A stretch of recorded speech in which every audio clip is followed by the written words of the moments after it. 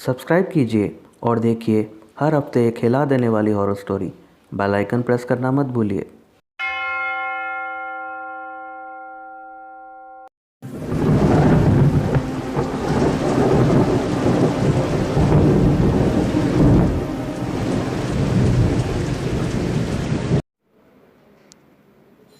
Hi everyone, मेरा नाम है मृणाली और मैं नागपुर से बिलोंग करती हूँ। वो कौन होगा कि स्टोरीज आर जस्ट अमेजिंग। और वो स्टोरी उलझे बालों वाली लड़की, यह स्टोरी विनोद और पूजा की है, जो उत्तराखंड में एक ही स्टेशन पर अपने वीकेंड बनाने जाते हैं। वहाँ जिस कॉटेज में रुकते हैं उसमें उनके साथ कुछ ऐसी चीजें होती जिसे सुनकर हम बहुत डर गए। मैं और मेरी सिस्टर अनुष्का यह स्टोरी सुनकर पूरी रात नहीं सो पाए। You should also check out. Thank you.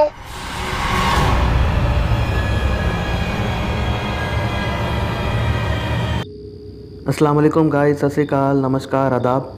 आप देख रहे हैं प्रोग्राम वो कौन होगा। सबसे पहले अपने उन दोस्तों का शुक्रिया अदा करते चलें जो हमारी वीडियोस को लाइक करते हैं, शेयर करते हैं और कमेंट करके हमें अपनी कीमती एडवाइस देते हैं। अगर अभी तक आपने हमारे यूट्यूब चैनल को सब्सक्राइब नहीं किया है तो नीचे रेड कलर के बटन को दबाकर सब्सक्राइब कर लें। साथ के साथ बेल आइकन को लाजमी प्रेस करें ताकि हमारी आने वाली वीडियोस का नोटिफिकेशन आपको मिल सके। अभी आपने जो वॉइस मैसेज सुना वो हमारी एक सब्सक्राइबर मृणाली जी ने हमें इंस्टाग्राम पर भेजा है। हमारी आज की स्टोरी हमें मृणाली जी और अनुष्का जी ने ही भेजी है। जब मैंने ये स्टोरी पढ़ी तो पूरी रात मेरे माइंड में ये स्टोरी ही घूमती रही। कहते हैं ना कि कभी कभी कुछ बातों का असर हमारे दिलो दिमाग पर हो जाता है। मेरे साथ भी कुछ ऐसा ही हुआ। जिन लोगों के साथ कभी ऐसा हुआ होगा वो मेरी बात को बेहतर समझेंगे। तो चलिए सुनाते हैं आपको ये स्टोरी और बताते हैं कि वो कौन होगा। शाम के 5 बज रहे थे। उसी टाइम पूजा का मोबाइल बज उठा।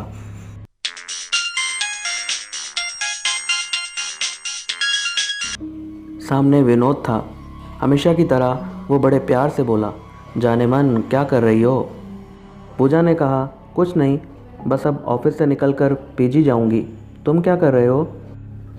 और सामने से जो सुना उसे उस पर विश्वास ही नहीं हुआ।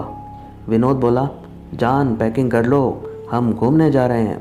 आज फ्राइडे है, सैटरडे संडे की छुट्टी है, मंडे भी ऑफ है और ट्यूसडे की मैं छुट्टी ले लूँगा। तुम बस पैकिंग करो और हाँ, रास्ते के लिए कुछ खाना भी पैक करवा लेना। मैं जल्दी पहुँचता हूँ, बाय। पूजा ने मन में सोचा, ये विनोद भी ना सरप्राइज़ कर देता है। पिछले 1 महीने से इसी बात पर उन दोनों की बहस चल रही थी। पूजा विनोद से कह रही थी कि वीकेंड आ रहा है, कुछ प्लान बनाओ, पर विनोद ने तो अपने घर जाने की रट लगा रखी थी। वे दोनों गुड़गांव में जॉब करते थे, अलग अलग पीजी में रहते थे और हफ्ते में 3 या 4 बार तो मिल ही लेते थे। लेकिन वीकेंड पर विनोद का घर जाना ज़रूरी था क्योंकि उसके पेरेंट्स उसकी राह देखते थे। पूजा का इस दुनिया में कोई नहीं था। उसके चाचा ने बचपन में उसे पाला, पढ़ा लिखा भी दिया, लेकिन अब जब वो नहीं रहे तो पूजा उनकी फैमिली में एक अनवांटेड मेंबर हो गई थी। इसलिए पिछले 1 साल से वो पीजी में रहने आ गई थी। यहीं उसकी मुलाकात विनोद से हुई और मुलाकातें कब प्यार में बदल गईं पता ही नहीं चला। दोनों उम्र के 30 बसंत देख चुके थे। अब उनके प्यार में लड़कपन नहीं था, एक गंभीरता थी, एक मैच्योरिटी थी।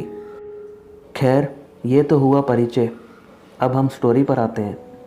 उस दिन मानो पूजा के पैरों में पंख लग गए थे। पूजा बहुत खुश थी। विनोद के साथ इतने दिन बिताने की कल्पना से ही वो सिहर उठी। उसने जल्दी से सब ज़रूरी सामान पैक किया, अपने वॉकिंग शूज़ कसे और तैयार हो गई। तभी फ़ोन पर मिस कॉल आया, यानी विनोद आ गया। पूजा ने जल्दी से सामान गाड़ी में रखा और बैठते ही विनोद को कस के गले लगा लिया। विनोद तो बहुत खुश हो गया। उसने कहा, पूजा बी रेडी, हम बहुत एंजॉय करेंगे। वो पूरी रात ड्राइव करते रहे और जब सुबह की पहली किरण निकली तो वो दोनों उत्तराखंड के एक छोटे से हिल स्टेशन पर पहुंच चुके थे। वहाँ उन्होंने थोड़ा घूम घाम कर देखा उनको रहने के लिए नदी किनारे एक शांत सी कॉटेज मिल गई।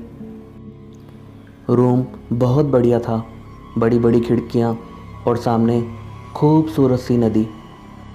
विनोद जानता था कि पूजा को क्या पसंद है।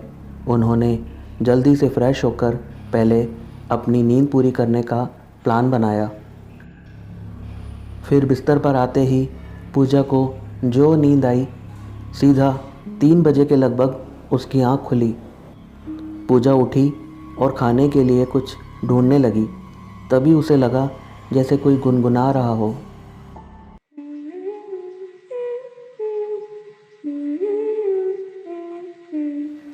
पूजा ने दरवाज़ा खोला तो लॉबी के आखिरी हिस्से में बड़ी सी खिड़की पर एक लड़की अपना सिर टिकाए खोई हुई सी गुनगुना रही थी।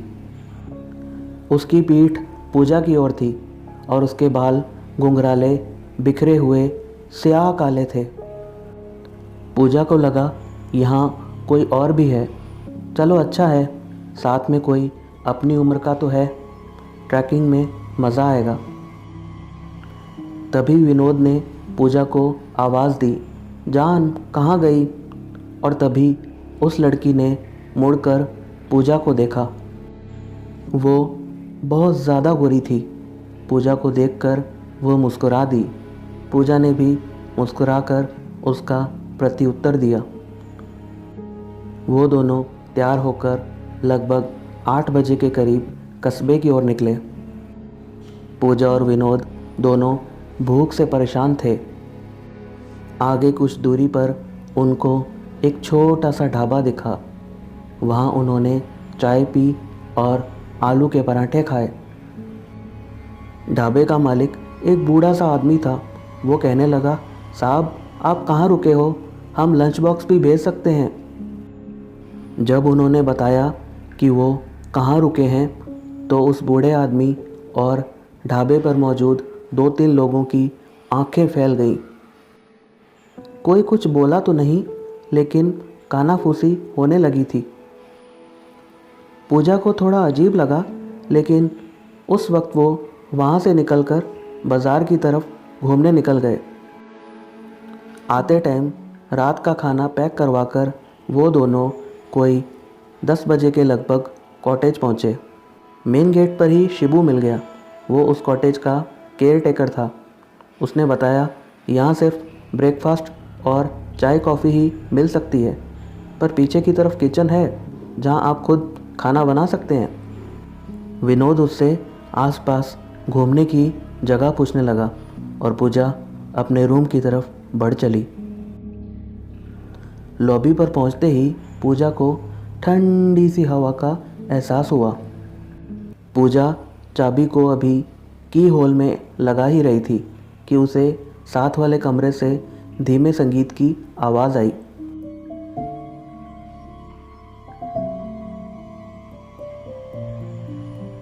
बहुत मधुर लेकिन उदास सा संगीत था। पूजा को अचानक वो लड़की याद आ गई। पीछे पीछे विनोद भी आ गया।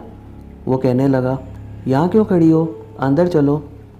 उसकी आंखों में शरारत थी। पूजा बस उसकी आंखों में खो गई।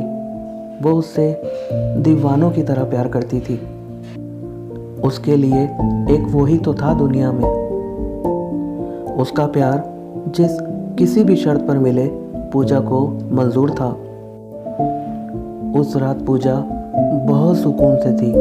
बाहर किस पहर बारिश शुरू हो गई पता ही नहीं चला।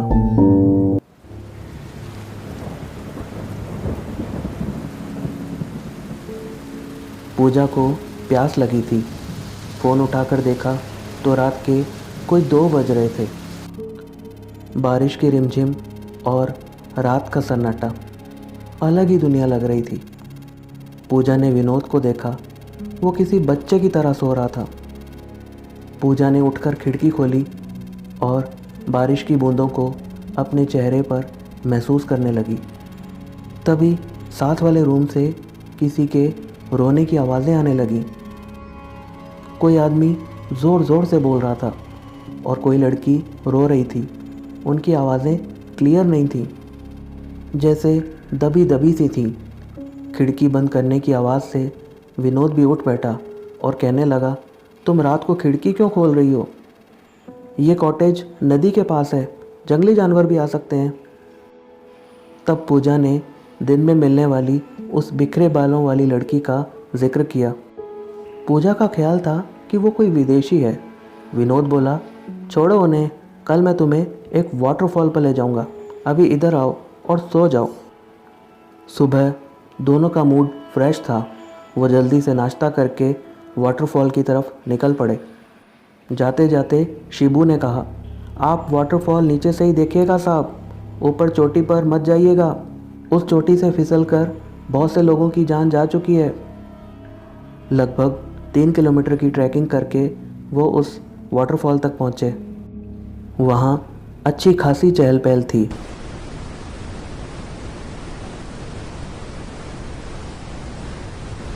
पर्यटकों के साथ साथ लोकल लोग भी थे। संडे जो था, वाकई बहुत खूबसूरत जगह थी। पूजा और विनोद वहाँ फ़ोटो लेने लगे।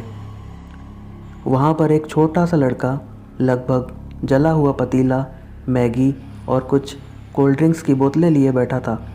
विनोद ने उससे कहा, बच्चे, मैगी के साथ साथ चाय पिला सकते हो? उसने हाँ में सिर हिलाया। विनोद उससे बातें करने में व्यस्त हो गया और पूजा कैमरा लेकर थोड़ा और ऊपर चढ़ने लगी। एक पतली सी उबड़ खाबड़ पगडंडी सी थी जो वाटरफॉल के साथ साथ चल रही थी। पूजा ने सोचा, जहाँ विनोद बैठा है वहाँ से उसके शॉट ऊपर जाकर लिए जाएं, वाटरफॉल की बढ़िया पिक्चर आएगी। अभी वो थोड़ा आगे बढ़ी ही थी कि अचानक वो उलझे बालों वाली लड़की उसे अपने आगे दिखाई दी। वो बहुत तेज़ी से आगे बढ़ रही थी। पूजा लगभग भागते हुए उसके पास पहुंची। पूजा ने हाथ आगे बढ़ाया ही था कि वो पलटी। पूजा सकपका गई। पूजा ने कहा, हेलो। वो बस मुस्कुरा दी। पूजा ने बात को आगे बढ़ाते हुए कहा, आर यू अलोन हेयर? उसने ना में सिर हिलाया। उसका चेहरा गोल गोल और बहुत गोरा था, पर आंखें एकदम काली, उसके बालों की तरह थी। वो बेहद खूबसूरत थी। पूजा ने उससे पूछा, वेयर आर यू फ्रॉम? इस बार वो धीमी आवाज़ में बोली, मैं भी भारतीय ही हूँ। पूजा ने कहा, ओह, मुझे लगा आप विदेशी हो। वो हल्के से हंस दी। तभी पूजा को ढूंढता हुआ विनोद भी आ गया। पूजा ने परिचय करवाया, मैं पूजा और ये मेरे हस्बैंड विनोद। पूजा झूठ बोल गई थी। उसने अपना नाम सारा बताया। विनोद ने उसे चाय पीने की ऑफ़र दी, पर उसने मना कर दिया। वो चोटी की ओर बढ़ चली। जाते जाते विनोद ने उससे कहा, बी केयरफुल। वो पलटी और मुस्कुराते हुए हाथ हिला दिया। पूजा और विनोद 2 घंटे वहीं बैठे रहे, पर सारा नीचे की ओर नहीं आई। पूजा ने कहा, चलो बाज़ार घूम आते हैं। पर विनोद का मूड कुछ और था। वो वापस कॉटेज के लिए निकल पड़े। वापसी के सारे रास्ते विनोद शरारत करते हुए आया था। पूजा को लग रहा था कि काश ये वक्त यहीं रुक जाए, हम हमेशा यहीं रह जाएं। वापस आकर वो दोनों सो गए। जब पूजा की नींद खुली तो विनोद अपने बिस्तर पर नहीं था। पूजा उसे आवाज़ देने लगी, विनोद विनोद, पर कोई जवाब नहीं आया। विनोद कहीं भी नहीं था। तभी बाहर लॉबी से कुछ आवाज़ आई। पूजा ने दरवाज़ा खोला तो विनोद बाहर खिड़की के पास खड़ा था, जहाँ पूजा ने पहली बार सारा को देखा था। उसी तरह खिड़की पर सर टिकाए हुए बाहर देखते हुए। कहाँ खो गए जनाब? विनोद पलटा और बोला, मुझे कोई उदास सी धुन सुनाई दी। उसी का पीछा करते करते मैं यहाँ आ गया। साथ वाला दरवाज़ा हल्का सा खुला हुआ था। पूजा को जिज्ञासा हुई, सारा वापस आई कि नहीं। पूजा ने देखा तो रूम बिल्कुल खाली था। पलंग पर एक भी सिलवट नहीं, पर्दे लगे हुए, पूजा को लगा सारा शायद चली गई। उन्होंने डिसाइड किया कि आज डिनर खुद ही बनाएंगे। विनोद ने शिबू से वोदका और चिकन ले आने को कहा। उन्होंने कॉटेज के आंगन में आग जलाई, साइड में ही चूल्हा भी मंगवा लिया। वोदका देखकर शिबू भी उनके साथ ही बैठ गया। पूजा चिकन पकाने लगी। रात बढ़ती जा रही थी। शिबू 2 पैग लगाने के बाद शैंटी हो गया था। कहने लगा, बाबूजी हमें भी दिल्ली ले चलो, अपने पास रख लेना, सेवा कर देंगे। विनोद उसे समझाने लगा, अरे तुम तो जन्नत में रहते हो, यहाँ काम भी कम है, आराम से रहो। आज तो कॉटेज में हम अकेले ही गेस्ट हैं। शिबू ने कहा, साहब पिछले कुछ महीनों से आप ही अकेले गेस्ट हो। पूजा और विनोद एक दूसरे की शक्ल देखने लगे। उन्होंने कहा, अच्छा एक कपल और भी तो था हमारे साथ वाले रूम में, आदमी को तो देखा नहीं, पर एक लड़की से मैं कॉटेज में और फिर वाटरफॉल पर भी मिली। क्यों झूठ बोलते हो? शिबू का चेहरा सफ़ेद पड़ गया। वो कुछ नहीं बोला। विनोद ने पूछा, क्या हुआ? शिबू गला साफ करते हुए बोला, साहब मैं अपनी माँ की कसम खाता हूँ, यहाँ आप ही अकेले गेस्ट हो। आप आ गए, नहीं तो मैं खुद अपने गांव जाने वाला था।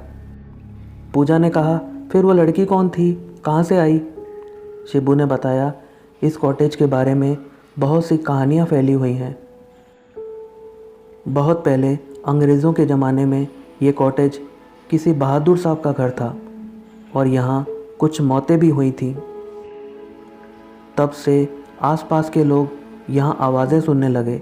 कभी कोई उदास सी धुन, कभी लड़की के गाने की आवाज़, कभी रोने की आवाज़।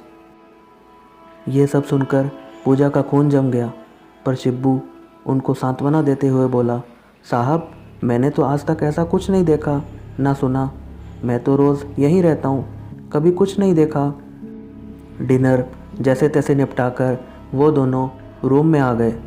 विनोद पूजा को ढांढस बंधाते हुए बोला, चर्सी है, कहाँ इसकी बातों में आ रही हो? पर अंदर से वो भी डरा हुआ लग रहा था। वोदका उतर चुकी थी और नींद भाग चुकी थी। पूजा और विनोद इधर उधर की बातें करते हुए टाइम बिता रहे थे। रात के 10 बज गए थे। बारिश शुरू हो गई। उसने माहौल को और बोझिल बना दिया था। बातें करते करते कब वो दोनों सो गए पता ही नहीं चला। रात के किसी वक्त पूजा को लगा जैसे उसके ऊपर कोई झुका हुआ है। पूजा ने आंखें खोली तो सारा थी। सारा कंधों से पकड़कर पूजा को उठा रही थी। वो पूजा का नाम बार बार पुकार रही थी, पूजा पूजा। उसकी आवाज़ किसी कुएं से आती हुई लग रही थी। पूजा हड़बड़ाकर उठ बैठी। सारा पूजा का हाथ पकड़कर उसे खींचती हुई अपने साथ ले जाने लगी। डर के मारे पूजा के गले से आवाज़ तक नहीं निकल रही थी। पूजा ने पीछे मुड़कर देखा, विनोद बिस्तर पर ही था। सारा पूजा को साथ वाले कमरे में ले गई। उस कमरे की शक्ल ही बदली हुई थी। हॉल के कोने में बड़ी सी चेयर पर एक रोबीला सा अंग्रेज़ आदमी बैठा हुआ वायलिन बजा रहा था।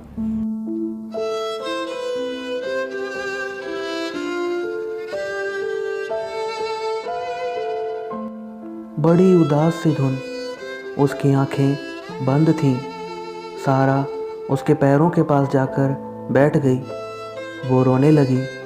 सारा ने उसका हाथ अपने हाथ में ले लिया और कहने लगी, please Albert, don't go, don't leave me. पर उस आदमी पर कोई फ़र्क नहीं पड़ रहा था। सारा का चेहरा लाल हो गया था। अचानक वो आदमी खड़ा हुआ और पूजा की ओर बढ़ने लगा। पूजा मानो जड़ हो गई थी, जैसे उसकी आंखों के सामने कोई पिक्चर चल रही थी। तभी सारा के हाथ में ना जाने कहाँ से बंदूक आ गई थी। सारा फिर बोली, अल्बर्ट स्टॉप। पर वो आदमी आगे बढ़ता ही जा रहा था और फिर एक ज़ोरदार धमाका और ढेर सारा धुआं। और तब पहली बार पूजा के गले से चीख निकली, विनोद और शिब्बू भागते हुए पूजा के पास आए। पूजा उस कमरे में जड़ सी खड़ी हुई थी और लगातार चीखे जा रही थी। वहाँ अब कुछ भी नहीं था।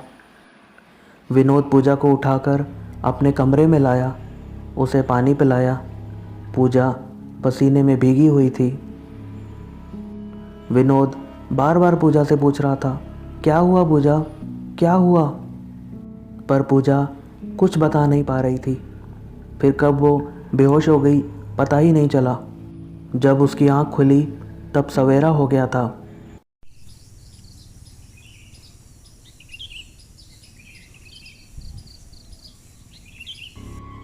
विनोद परेशान सा उसके सिरहाने बैठा था। कमरे के दूसरे कोने में शिब्बू दीवार से सिर लगाकर ऊँघ रहा था। पूजा ने उठने की कोशिश की तो विनोद ने उसकी मदद की।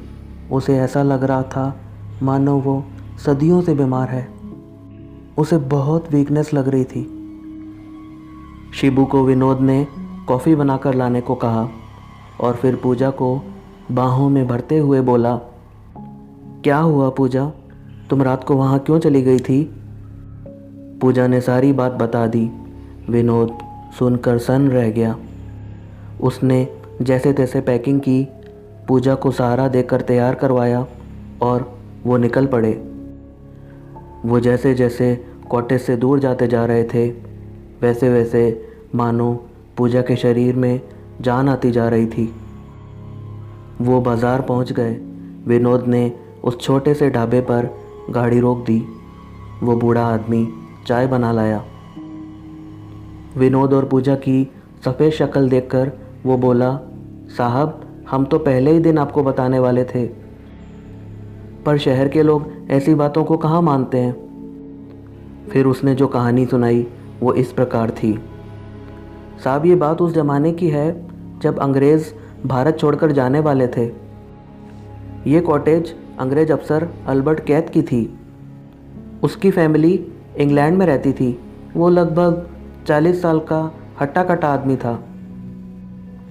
कुछ साल पहले वो बंगाल से एक एंग्लो इंडियन लड़की सारा को अपने साथ ले आया था। वो बेचारी उससे बहुत प्यार करती थी। पर जब अंग्रेज़ भारत छोड़कर जाने लगे तो अल्बर्ट सारा को छोड़कर जाने लगा। उसे वो साथ भी तो कैसे ले जा सकता था? इंग्लैंड में उसकी वाइफ और 4 बच्चे थे। सारा बेचारी ज़िंदगी भर जिसे प्यार समझती रही, वो तो बस मन बहलाव था। उसने बहुत कोशिश की कि अल्बर्ट उसे छोड़कर ना जाए, पर वो नहीं माना और फिर सारा ने उसे गोली मार दी और खुद वाटरफॉल से छलांग लगाकर आत्महत्या कर ली।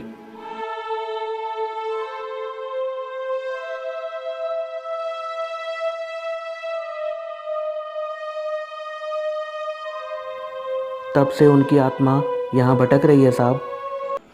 पूजा सारे रास्ते यही सोचती आई कि क्यों सारा ने मुझे चुना। क्या वो कुछ बताना चाहती थी? क्या मुझे वो कुछ इशारा करना चाहती थी? जब गुड़गांव करीब आने लगा तो पूजा ने विनोद को कहा, क्या तुम भी मुझे छोड़ दोगे विनोद? हमारे रिश्ते का भी तो कोई नाम नहीं। विनोद पूजा की ओर हैरानी से देखने लगा। वो कुछ नहीं बोला। ज़िंदगी वापस आकर बिजी हो गई। एक शाम पूजा का मोबाइल बजा।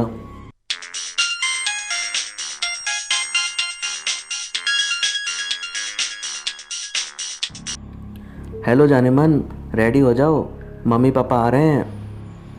उलझे बालों वाली लड़की ने पूजा की ज़िंदगी सुलझा दी थी। तो ये थी आज की स्टोरी। क्या कहूँ, फैसला आपने करना है कि वो कौन होगा।